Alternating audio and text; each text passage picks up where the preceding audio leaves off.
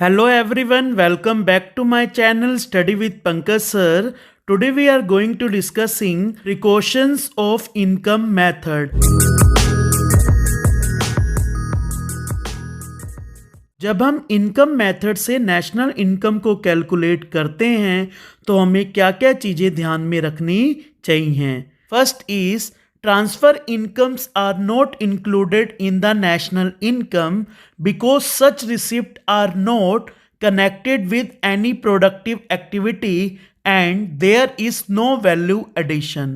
जब भी हम नेशनल इनकम मेथड से कैलकुलेट करते हैं, जो ट्रांसफ़र इनकम होती है उसको नेशनल इनकम में इंक्लूड नहीं करते हैं, क्योंकि ट्रांसफ़र इनकम कोई प्रोडक्टिव एक्टिविटी से रिलेटेड नहीं है।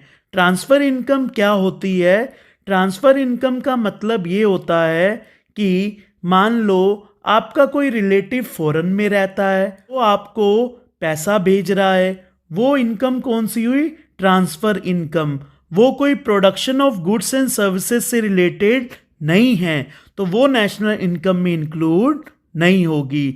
जैसे गिफ्ट, स्कॉलरशिप, ये कोई प्रोडक्टिव एक्टिविटी से रिलेटेड नहीं है, तो ये इनकम नेशनल इनकम में इंक्लूड नहीं होती है। Second is income from sale of second hand goods will not be included in national income as their original sale has already been counted. However, any brokerage or commission received by brokers or commission agents on sale of such goods will be included as it is an income received for rendering productive services। अगर हम कोई second hand goods को cell कर रहे हैं, उससे जो income होती है वो नेशनल इनकम में इंक्लूड नहीं करते हैं, क्योंकि ओरिजिनल सेल पहले ही नेशनल इनकम में इंक्लूड की गई है।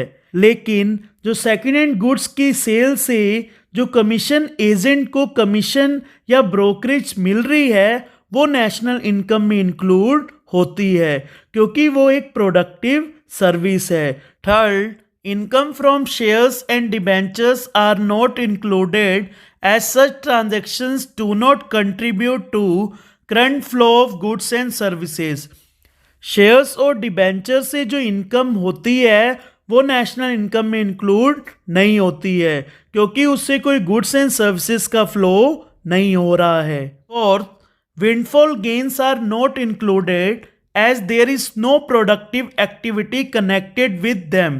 विंडफॉल गेन्स नेशनल इनकम में इंक्लूड नहीं होते हैं। विंडफॉल गेन्स क्या होते हैं? जो अनएक्सपेक्टेड गेन होते हैं, जैसे हमारी लॉटरी निकल गई, तो ये चीज़ें नेशनल इनकम में इंक्लूड नहीं होते हैं, क्योंकि ये कोई प्रोडक्टिव एक्टिविटी से रिलेटेड नहीं है।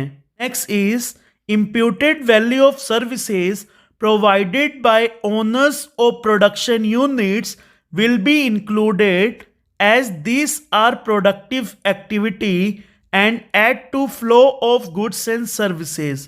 मान लो एक टीचर है, वो अपने बच्चे को ट्यूशन पढ़ा रही है, तो अपने बच्चे से फीस तो नहीं लेगी, तो ये इम्प्यूटेड वैल्यू है। लेकिन बच्चा जो है फ्यूचर में कुछ ना कुछ बन जाएगा, तो कोई ना कोई वैल्यू ऐड इकोनॉमी में करेगा, तो वो नेशनल इनकम में इंक्लूड होती है। तो जो इम्प्यूटेड वैल्यू ऑफ सर्विसेज हैं वो नेशनल इनकम में इंक्लूड होती हैं, क्योंकि ये प्रोडक्टिव एक्टिविटी है और इससे जो फ्यूचर में गुड्स एंड सर्विसेज का फ्लो होता है।